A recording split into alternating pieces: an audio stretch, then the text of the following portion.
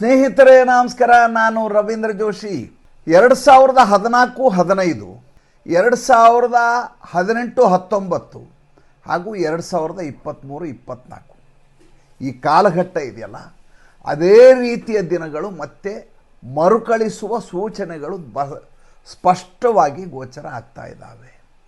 ಭಾರತ ದೇಶದ ವಿಧ್ವಂಸಕ ಶಕ್ತಿಗಳು, ಭಾರತ ದೇಶದ ಎಡಚರರು, ಭಾರತ ದೇಶದ ಅಸೂಯಾಪರರು ಅವರೆಲ್ಲರೂ ಒಂದಾಗಿ ಈ ದೇಶದಲ್ಲಿ ಒಂದು ರೀತಿಯ ಅರಾಜಕತೆಯನ್ನು ಸೃಷ್ಟಿ ಮಾಡುವ, ಒಂದು ರೀತಿಯ ಅಸಹಿಷ್ಣು ವಾತಾವರಣ ನಿರ್ಮಾಣ ಮಾಡುವ ಪ್ರಯತ್ನವನ್ನು ನಿರಂತರವಾಗಿ ಮಾಡಲಿಕ್ಕೆ ಶುರು ಮಾಡಿದ್ದಾರೆ. ಮೊದಲು ಅವತ್ತೇನು ನಡೆದಿತ್ತು ಮತ್ತು ಇವತ್ತೇನು ನಡೀತಾ ಎರಡನ್ನು ತಳಕು ಹಾಕಿ ನೋಡೋಣ. ನರೇಂದ್ರ ಮೋದಿ ಅವರು ಮೊದಲ ಬಾರಿಗೆ ಪ್ರಧಾನಿ ಆಗ್ತೀನಿ ಅಂತ ಹೇಳಿದ ಸಂದರ್ಭದಲ್ಲಿಯೇ ಈ ದೇಶದಲ್ಲಿ ಅಸಹಿಷ್ಣುತೆ ಮನೆ ಮಾಡ್ತಾ ಇದೆ ಅಂತ ಒಂದು ನರೇಟಿವನ್ನು, ಪ್ರೊಪಗ್ಯಾಂಡವನ್ನು ಎಡಚರರು, ವಿಚಾರವ್ಯಾಧಿಗಳು ಶುರು ಮಾಡಿದರು. ಗುಜರಾತ್ನಿಂದ ಒಬ್ಬ ಹಂತಕ ಬಂದು ಇಡೀ ದೇಶವನ್ನು ಆಳ್ತಾ ಇದ್ದಾರೆ ಅಂತ ಸೋನಿಯಾ ಗಾಂಧಿಯಿಂದ ಹಿಡಿದು ಸಾವಿನ ವ್ಯಾಪಾರಿ ಅಂತ ಹೇಳಿ ಇಡೀ ಚುನಾವಣೆಯ ವಿಷಯವನ್ನಾಗಿ ಮಾಡಿದರು. ಓಕೆ, ಆಗಲಿ. ಅದಾದ ಮೇಲೆ ಅಧಿಕಾರ ಹಿಡಿದ್ರು ನರೇಂದ್ರ ಮೋದಿ ಯಾವುದೇ ರೀತಿಯ ಹಿಂಸಾಚಾರ ಭುಗಿಲೇಳಲಿಲ್ಲ, ಯಾವುದೇ ರೀತಿಯ ಸಮಸ್ಯೆ ಆಗಲಿಲ್ಲ. ಆದರೆ ಲುಟಿಯನ್ ಗ್ಯಾಂಗ್ನವರು ಅವಾರ್ಡ್ ವಾಪಸಿ ಅಂತ ಒಂದು ಅಭಿಯಾನವನ್ನು ಶುರು ಮಾಡಿದರು. ಈ ದೇಶದ ಸಾಹಿತಿಗಳು, ಈ ದೇಶದ ಕಲಾವಿದರು, ಈ ದೇಶದ ಎಡಚರರು ತಮಗೆ ಬಂದಂಥ ಅವಾರ್ಡ್ಗಳನ್ನು ವಾಪಸ್ ಕೊಡೋದು, ನಮಗೆ ಬೇಡ ಇದು. ಯಾಕೆಂದರೆ ಈ ದೇಶದಲ್ಲಿ ಅಸಹಿಷ್ಣುತೆ ಇದೆ. ಇದನ್ನು ಮೀರಿ ಅಮೀರ್ ಖಾನ್ ಅನ್ನುವಂಥ ಒಬ್ಬ ಸಾಬಣ್ಣ ನನ್ನ ಹೆಂಡತಿಗೆ ಭಾರತ ದೇಶದಲ್ಲಿ ಇರಲಿಕ್ಕೆ ಭಯ ಆಗ್ತಾ ಇದೆ ಅಂತ ಹೇಳ್ತಾ ಇದ್ದಾಳೆ ಅಂತ ಹೇಳಿ ಆಕೆ ಜೊತೆ ತಲಾಕ್ ಕೊಟ್ಟು ಆಗೋಯ್ತಿತ್ತ, ಇನ್ನೊಬ್ಬಕ್ಕೆ ಮದುವೆ ಮಾಡಿಕೊಂಡು ಆಗೋಯ್ತು. ಆದರೆ ನರೇಂದ್ರ ಮೋದಿ ಹಾಗೆಯೇ ಇವತ್ತಿಗೂ ಪ್ರಧಾನಿಯಾಗಿ ಇದ್ದಾರೆ. ಅದಾದ ಮೇಲೆ ಬನ್ನಿ, ಎರಡನೇ ಟರ್ಮ್ ಬನ್ನಿ, ಅದಾದ ಮೇಲೆ ನಿರಂತರವಾಗಿ ಒಂದು ಕಡೆ JNU ನಡೆಯುತ್ತೆ, ಮತ್ತೊಂದು ಕಡೆ ರೈತರ ಹೋರಾಟ ಅಂತಾರೆ. ದೇಶ ಅಂದಮೇಲೆ ಪ್ರಜಾಪ್ರಭುತ್ವ ವ್ಯವಸ್ಥೆಯಲ್ಲಿ ಈ ರೀತಿಯಾದಂಥ ಹೋರಾಟಗಳು, ಪ್ರತಿಭಟನೆಗಳು ನಡೆಯಬೇಕು ಮತ್ತು ನಡೆಯುವುದು ಸರ್ವೇ ಸಾಮಾನ್ಯ. ಅದರ ಬಗ್ಗೆ ನಮ್ಮ ಯಾವುದೇ ಅಭ್ಯಂತರ ಇಲ್ಲ. ಆದರೆ ಅದರ ಹಿಂದಿರುವಂಥ ಉದ್ದೇಶ ಇದೆಯಲ್ಲ, ಅದನ್ನು ಸಾಧಿಸಲಿಕ್ಕೆ ಇರಬೇಕಾದಂಥ ಸಂಕಲ್ಪ ಇದೆಯಲ್ಲ, ಆ ಸಂಕಲ್ಪದಲ್ಲಿಯೇ ಗುಮಾನಿ ಹುಟ್ಟಿಸುವಂಥ, ಸಂದೇಹಕ್ಕೆ ಎಡೆ ಮಾಡಿಕೊಡುವಂಥ, ಅನುಮಾನವನ್ನು ಉಂಟು ಮಾಡುವಂಥ ಕ್ರಿಯೆಗಳು ಮತ್ತು ಆ ರೀತಿಯ ಪ್ರತಿಕ್ರಿಯೆಗಳು ನಿರಂತರವಾಗಿ ಬರ್ತಾ ಇರೋದರಿಂದ ಈ ಹೋರಾಟಗಳ ಬಗ್ಗೆಯೇ ಒಂದು ರೀತಿಯ ಅನುಮಾನ ಮೂಡಲಿಕ್ಕೆ ಶುರುವಾಗುತ್ತೆ. ಅದಕ್ಕೆ ನರೇಂದ್ರ ಮೋದಿಯವರು ಪ್ರತ್ಯಕ್ಷವಾಗಿ ಒಂದು ಮಾತನ್ನು ಹೇಳಿಬಿಟ್ರು, ಇವರೆಲ್ಲ ಆಂದೋಲನ ಜೀವಿಗಳು ಅಂತ. ಇದು ಇವತ್ತು ನಿನ್ನೆ ಶುರು ಮಾಡಿದ್ದಲ್ಲ. ನರೇಂದ್ರ ಮೋದಿಯವರು ಗುಜರಾತ್ನಲ್ಲಿದ್ದಾಗ ಯಾವಾಗ ನರ್ಮದಾ ಬಚಾವೋ ಆಂದೋಲನ ಅಂತ ಮೇಧಾ ಪಾಟ್ಕರ್ ಶುರು ಮಾಡಿದ್ರು, ಅವತ್ತಿನಿಂದ ನಡ್ಕೊಂಬಂದದ್ದು. ಇವರು ಪ್ರಧಾನಿ ಆದಮೇಲೆ ಆಗಿದ್ದೇನಲ್ಲ ಇದು.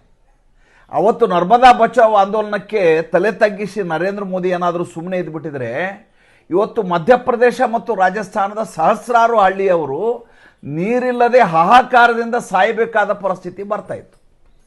ಇರಲಿ, ಹಳೆಯ ವಿಷಯಕ್ಕೆ ಹೋಗೋದು ಬೇಡ. ಇವತ್ತು ವಾಸ್ತವಕ್ಕೆ ಬರೋಣ, ಸಕಾಲಿಕವಾಗಿ ಮಾತಾಡೋಣ, ಪ್ರಾಸಂಗಿಕವಾಗಿ ಮಾತಾಡೋಣ, ಪ್ರಸಕ್ತ ವಿಷಯಗಳ ಬಗ್ಗೆ ಮಾಡೋಣ, ಪ್ರಸ್ತುತ ವಿಷಯದ ಬಗ್ಗೆ ಮಾತಾಡೋಣ. ಏನು ವಿಷಯ ಸೋನಂ ವಾಂಗ್ಚುಕ್ನನ್ನು ನರೇಂದ್ರ ಮೋದಿ ಮತ್ತು ಧರ್ಮೇಂದ್ರ ಪ್ರಧಾನ್ ಅವರು ಬದುಕಿಸಬೇಕಂತೆ. ಆತ ಉಪವಾಸ ಕೂತಿದ್ದಾನಂತೆ, 16 ದಿವಸ ಆಗಿದ್ದಾನಂತೆ, ಕೃಷಕಾಯನಾಗಿದ್ದಾನಂತೆ, ಸಾಯುವ ಸ್ಥಿತಿಯಲ್ಲಿದ್ದಾನಂತೆ. ಸರ್ಕಾರ ಅಮಾನವೀಯವಾಗಿದೆ, ಸಂವೇದನಾಶೀಲತೆಯನ್ನು ಕಳ್ಕೊಂಡಿದೆ. ಒಬ್ಬ ವ್ಯಕ್ತಿ ಉಪವಾಸ ಕೂತಿದ್ದಾನೆ, ಆತನನ್ನು ಮಾತನಾಡಿಸುವಂಥ ಗೋಜಿಗೆ ಕೂಡ ಸರ್ಕಾರ ಹೋಗ್ತಾ ಇಲ್ಲ. ನಾಳೆ ಹೆಚ್ಚು ಕಮ್ಮಿ ಆದರೆ ಯಾರ ಜವಾಬ್ದಾರಿ? ಸೋನಂ ವಾಂಗ್ಚುಕ್ ಈ ರೀತಿಯಾಗಿ ಉಪವಾಸ ಸತ್ಯಾಗ್ರಹದಲ್ಲಿ ಈತ ಅನಾರೋಗ್ಯಕ್ಕೀಡಾಗಿ ಸತ್ತಿಗೆತ್ತು ಹೋದರೆ ಯಾರ ಜವಾಬ್ದಾರಿ ಅಂತ ಎಲ್ಲ ವಿಚಾರವಾದಿಗಳು, ಎಲ್ಲ ಸಿನಿಮಾ ನಟರು, ಎಲ್ಲ ಸಾಹಿತಿಗಳು, ಎಲ್ಲ ಚಿಂತಕರು ಎಲ್ಲರೂ ವಿಡಿಯೋಗಳನ್ನು ಮಾಡಿ ಪೋಸ್ಟ್ ಮಾಡ್ತಾ ಇದ್ದಾರೆ ಸೋಷಿಯಲ್ ಮೀಡಿಯಾದಲ್ಲಿ.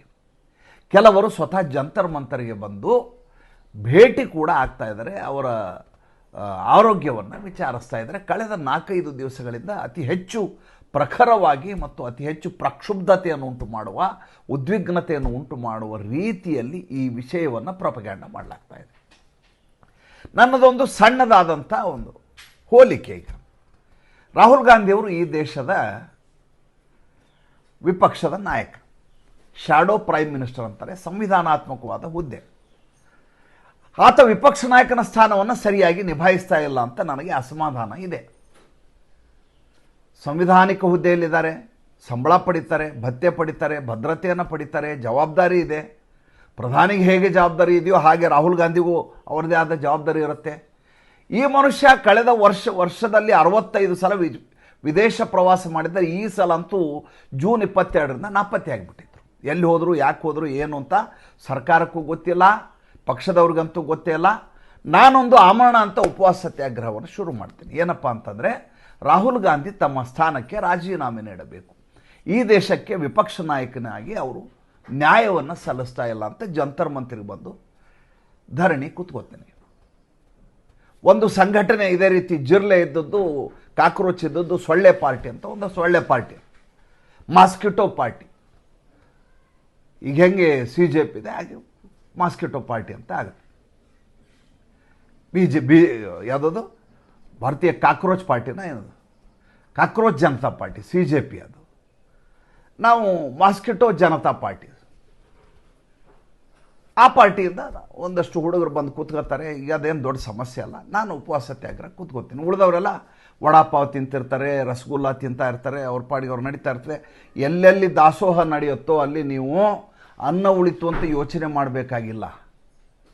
ಜನ ತಂತಾನೆ ಬರ್ತಾರೆ. ವ್ಯವಸ್ಥೆ ನೀವು ಎಲ್ಲಿಂದ ಎಲ್ಲಿಗೆ ಬೇಕಾದ್ರೂ ಹೋಗಿ ಅದಕ್ಕೆ ನೀವು ಡಾಣ ಡಂಗುರ ಬಾರಿಸಿ ಇಂಥಲ್ಲಿ ಅನ್ನ ಸತ್ರ ಇದೆ, ದಾಸೋಹ ಇದೆ ಅಂತ ಹೇಳಬೇಕಾಗಿಲ್ಲ. ನೀವು ದಾಸೋಹ ಇಟ್ಟ ತಕ್ಷಣ ಆಟೋಮೆಟಿಕ್ಕಾಗಿ ಹಸಿದವನು ಬಂದು ಊಟ ಮಾಡ್ಕೊಂಡು ಹೋಗ್ತಾನೆ. ಅಂಥದ್ದೊಂದು ವ್ಯವಸ್ಥೆ ಮಾಡ್ತೀನಿ. ನಾನು ಉಪವಾಸ ಕೂತ್ಕೋತೀನಿ. ರಾಹುಲ್ ಗಾಂಧಿ, ಸೋನಿಯಾ ಗಾಂಧಿ, ಪ್ರಿಯಾಂಕಾ ವಾಡ್ರಾ ಇವ್ರು ಯಾರಾದರೂ ಬಂದು ನನ್ನ ಉಪವಾಸ ಸತ್ಯಾಗ್ರಹವನ್ನು ನಿಲ್ಲಿಸ್ತಾರಾ? ದಯವಿಟ್ಟು ನನಗೆ ನೀವು ಹೇಳಬೇಕು. ಸೋನಂ ವಾಂಗ್ಚುಕ್ ನಿಮಗೆ ಗೊತ್ತಿರಲಿ, 2023 ಮಾರ್ಚ್ 12ನೇ ತಾರೀಕು ಇದೇ ಧರ್ಮೇಂದ್ರ ಪ್ರಧಾನ್ ಅವರನ್ನು ವೈಯಕ್ತಿಕವಾಗಿ ಗಂಡ ಹೆಂಡತಿ ಇಬ್ಬರು ಹೋಗಿ ಭೇಟಿಯಾಗಿ ಬಂದಿದ್ದರು. ನಮ್ಮ ಭೇಟಿ ಫಲಪ್ರದವಾಗಿದೆ ಅಂತ ಪೋಸ್ಟ್ ಹಾಕ್ಕೊಂಡಿದ್ರು. ಧರ್ಮೇಂದ್ರ ಪ್ರಧಾನ್ ಕೂಡ ಪೋಸ್ಟ್ ಹಾಕಿದರು. ಆವತ್ತು ಸೋನಂ ವಾಂಗ್ಚುಕ್ ಧರ್ಮೇಂದ್ರ ಪ್ರಧಾನ್ ಹತ್ರ ಸಪತ್ನೀಕರಾಗಿ ಯಾಕೆ ಹೋಗಿದ್ರು, ಅದಕ್ಕೆ ಉತ್ತರ ಬರಬೇಕೀಗ. ಅಂದರೆ ಈ ಹಿಂದೆ ಭೇಟಿಯಾದ ಸಂದರ್ಭದಲ್ಲಿ ಆತ ಇಟ್ಟಂಥ ಬೇಡಿಕೆ ಈಡೇರದೇ ಹೋಗಿ ಈತ ಏನಾದರೂ ಇವತ್ತು ಷಡ್ಯಂತ್ರ ರೀತಿಯಲ್ಲಿ, ಕುತಂತ್ರ ರೀತಿಯಲ್ಲಿ ಸೇಡು ತೀರಿಸ್ಕೊಳ್ಳಿಕ್ಕೆ, ಹಗೆಯನ್ನು ತೀರಿಸ್ಕೊಳ್ಳಿಕ್ಕೆ, ದ್ವೇಷ ಸಾಧನೆಗಾಗಿ ಉಪವಾಸ ಕೂತಿದ್ದಾರಾ? ಅದು ಸ್ಪಷ್ಟ ಆಗಬೇಕು. ಸೋನಂ ವಾಂಗ್ಚುಕ್ ಮೇಲೆ ಈಗಾಗಲೇ UAPA ಪ್ರಕರಣ ಇದೆ. ದೇಶ ವಿರೋಧಿ ಪ್ರಕರಣದಲ್ಲಿ ಆತ ಆರೋಪಿ, ಜಾಮೀನಿನಲ್ಲಿ ಹೊರಗಡೆ ಬಂದಿದ್ದಾರೆ. ನಿರ್ದೋಷಿ ಅಲ್ಲ.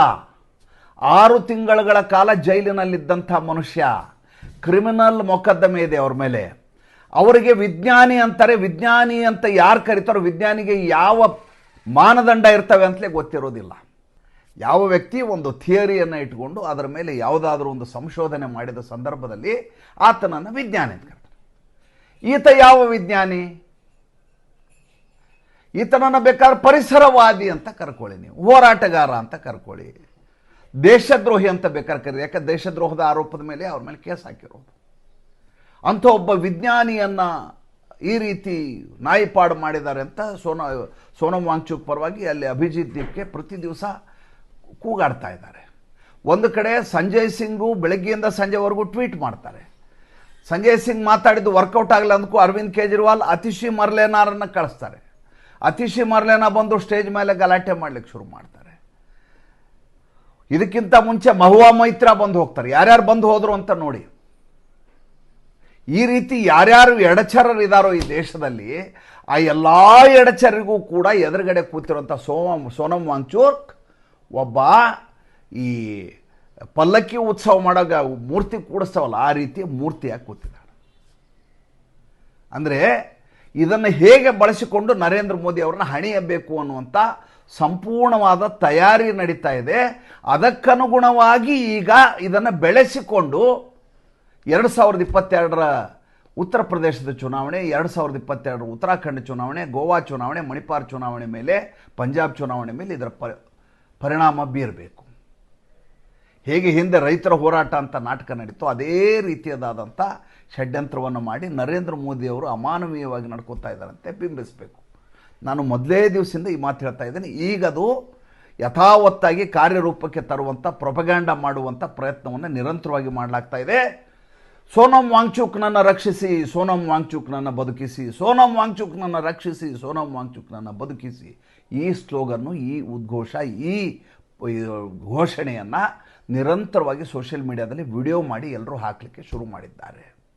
ಇದು ಸಾಲದು ಅಂತ ಉದ್ಧವ್ ಠಾಕ್ರೆ ತನ್ನ ಸೇಡನ್ನು ತೀರಿಸ್ಕೊಳ್ಳಿಕ್ಕೆ ತನ್ನದೇ ಪಕ್ಷದ ಸಂಸತ್ ಸದಸ್ಯರು ಬಿಟ್ಟು ಭಾರತೀಯ ಜನತಾ ಪಾರ್ಟಿ NDAಗೆ ಬೆಂಬಲ ಕೊಟ್ಟರು, ಏಕನಾಥ್ ಶಿಂದೆ ಬಣವನ್ನು ಸೇರಿಕೊಂಡ್ರು ಅನ್ನುವಂಥ ತನ್ನ ಹಗೆಯನ್ನು ತೀರಿಸಿಕೊಳ್ಳುವ ಕಾರಣಕ್ಕೋಸ್ಕರ 20ನೇ ತಾರೀಕು, ಜುಲೈ 20ನೇ ತಾರೀಕು ಪಾರ್ಲಿಮೆಂಟ್ ಚಲೋ ಅನ್ನುವಂಥ ಅಭಿಜಿತ್ ದೀಪ್ಕೆಯ ದೊಂಬರಾಟ ಏನಿದೆ ಅದರಲ್ಲಿ ಪಾಲ್ಗೊಳ್ಳಲಿಕ್ಕೆ ಹೋಗ್ತಾ ಇದ್ದಾರೆ.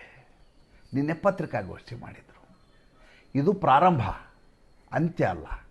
ಇದು ಇನ್ನೂ ಜಾಸ್ತಿ ಆಗ್ತಾ ಹೋಗುತ್ತೆ. ಇದು ಮುಗಿಯಲ್ಲ. ಇದು ಜಾಸ್ತಿ ಆಗ್ತಾ ಹೋಗುತ್ತೆ. ಹೇಗೆ ಜಾಸ್ತಿ ಆಗತ್ತೆ ಅಂದರೆ, ನೀಟ್ ಪರೀಕ್ಷೆ ಆಯಿತು, 100ಕ್ಕೆ 100ರಷ್ಟು ಸಮರ್ಪಕವಾಗಿ ಯಾವುದೇ ಸಮಸ್ಯೆ ಇಲ್ಲದೆ, ಸೋರಿಕೆ ಇಲ್ಲದೆ ಪರೀಕ್ಷೆಯನ್ನು ಮುಗಿಸಾಯಿತು. ಪರೀಕ್ಷೆಯಲ್ಲಿ ಪಾಲ್ಗೊಂಡವರು ಸಮಾಧಾನದಿಂದ ತಮ್ಮ ತಮ್ಮ ಭವಿಷ್ಯಕ್ಕಾಗಿ, ತಮ್ಮ ತಮ್ಮ ಫಲಿತಾಂಶಕ್ಕಾಗಿ ಕಾಯ್ಕೊಂಡಿದ್ದಾರೆ. ಅವರ ಫಲಿತಾಂಶ ಆಗತ್ತೆ, ಅವರವರು ಎಲ್ಲೆಲ್ಲಿ ಕೋರ್ಸ್ಗೋಬೇಕು ಕೋರ್ಸ್ಗಳಿಗೆ ಅವ್ರು ಹೋಗ್ತಾರೆ. ಬೇರೆ ಬೇರೆ ಪರೀಕ್ಷೆಗಳು ಯಥಾ ಪ್ರಕಾರ ನಡೀತಾ ಇದ್ದಾವೆ. ಈ ದೇಶದಲ್ಲಿ ಪ್ರಶ್ನೆ ಪತ್ರಿಕೆ ಸೋರಿಕೆ ಅನ್ನೋದು ಏನು ದೊಡ್ಡ ವಿಷಯ ಏನು, ನಾನು ಅದ್ರ ಬಗ್ಗೆ ನನಗೆ ಅದನ್ನು ಸಮರ್ಥನೆ ಮಾಡ್ತಾ ಇಲ್ಲ. ಆದರೆ ಹೊಸ ವಿಷಯ ಅಲ್ಲ ಭಾರತ ದೇಶದಲ್ಲಿ ಅಂತ. ಭಾರತ ದೇಶದ ಲಂಪಟ ಮನಸ್ಥಿತಿಯ ಕೆಲವು ಜನ ಏನಿದ್ದಾರೆ, ಅವರು ನಾವು SLC ಇದ್ದಾಗಿದ್ದ ಈ ರೀತಿ ಕ್ವಶನ್ ಪೇಪರ್ ಲೀಕ್ ಆಗಿರೋ ಬೇಕಾದಷ್ಟು ಉದಾಹರಣೆ ಇದಾವೆ. PUC ಕ್ವಶನ್ ಪೇಪರ್ ಲೀಕ್ ಆಗಿರೋ ಬೇಕಾದಷ್ಟು ಉದಾಹರಣೆಗಳಿದಾವೆ. ಮ್ಯಾಥ್ಸ್ ಪೇಪರ್ ಪರೀಕ್ಷೆ ಬರೆದು ಬಂದಿದ್ದಾರೆ, ಮಧ್ಯಾಹ್ನ ದಿವಸ ಲೀಕ್ ಆಗಿದೆ ಅಂತ ಬಂತು. ಹಾಗಾಗಿರೋ ಬಗ್ಗೆ ನನ್ನ ತಪ್ಪು ಅಸಮರ್ಥನೀಯ ಅಲ್ಲ, ಅದು ಅಸಮರ್ಥತೆಯನ್ನು ತೋರಿಸತ್ತೆ. ಧರ್ಮೇಂದ್ರ ಪ್ರಧಾನ್ ರಾಜೀನಾಮೆ ಕೊಡಬೇಕು, ಅವ್ರ ಬಗ್ಗೆ ಯಾವುದೇ ಸಹಾನುಭೂತಿ ಇಲ್ಲ, ಅದೆಲ್ಲ ಸರಿ. ಆದರೆ ಇದನ್ನು ಇಟ್ಕೊಂಡು ವ್ಯಾಪಾರ ಮಾಡುವ ಪ್ರಕ್ರಿಯೆ ಇದೆಯಲ್ಲ, ನರೇಂದ್ರ ಮೋದಿ ಅವ್ರನ್ನ ಹಣಿಯುವ ಪ್ರಕ್ರಿಯೆ ಇದೆಯಲ್ಲ, ಒಂದು ಕಡೆ ರಾಮ ಮಂದಿರದ ವಿಷಯವನ್ನು ಇಟ್ಕೊಂಡು ಆಟ ಆಡಿಸ್ಬೇಕು ಅನ್ನುವಂಥ ಪ್ರಯತ್ನ, ಮತ್ತೊಂದು ಕಡೆ ಧರ್ಮೇಂದ್ರ ಪ್ರಧಾನ್ ಇಟ್ಕೊಂಡು ನರೇಂದ್ರ ಮೋದಿ ಅಮಿತ್ ಶಾ ಅವ್ರನ್ನ ಆಟ ಆಡಿಸ್ಬೇಕು ಅನ್ನುವಂಥ ಪ್ರಯತ್ನ. ಅದಕ್ಕೆ ಸಿಕ್ಕಿರುವಂಥ ಈ ಗಿನಿಪಿಗ್ ಯಾರಪ್ಪ ಅಂತಂದರೆ, ಈಗ ಸೋನಂ ವಾಂಗ್ಚುಕ್. ಯಾವ ಸೋನಂ ವಾಂಗ್ಚುಕ್ ನಾನು ಕೂತ ತಕ್ಷಣ ಅಣ್ಣಾ ಹಜಾರೆ ಥರ ರಾಷ್ಟ್ರ ನಾಯಕನಾಗಿ ಬಿಡ್ತೀನಿ ಅಂತ ಕನಸು ಕಾಣ್ತಾ ಇದ್ರು, ಭ್ರಮೆ ಕಟ್ಕೊಂಡಿದ್ರು. ಅವರು ಇವತ್ತು ಯಾವ ಸ್ಥಿತಿಗೆ ಬಂದಿದ್ದಾರೆ ಅಂದರೆ, ಪಾಯ್ಖಾನೆಗೆ ಚೀಲ ತೆಗೆದುಕೊಂಡು ಹೋಗಿ ಊಟ ಮಾಡಿಕೊಂಡು ಕೂಡ ಆತ ಕೃಷಕಾಯನಾಗಿದ್ದು 100ಕ್ಕೆ 100 ನಿಜ. ಆದರೆ ಇದನ್ನು ಬಳಸಿಕೊಳ್ಳುವ ರೀತಿ ಇದೆಯಲ್ಲ, ಅದ್ರ ಬಗ್ಗೆ ನನ್ನ ಅಭ್ಯಂತರ. ನರೇಂದ್ರ ಮೋದಿ ಆಗಲಿ ಅಮಿತ್ ಶಾ ಆಗಲಿ ಯಾವ ಕಾರಣಕ್ಕೂ ಇವರಿಗೆ ಬಗ್ಗಬಾರ್ದು. ಇವರ ಹೋರಾಟ ಏನಿದೆ ಅಲ್ಲ, ಈ ಹೋರಾಟ ಎಲ್ಲಿವರೆಗೂ ಮಾಡ್ತೀರಿ ಅಂತ ಬಿಟ್ಟು ತೋರಿಸ್ಬೇಕು. ಏನಾಗುತ್ತೆ ನೋಡೇ ಬಿಡೋಣ.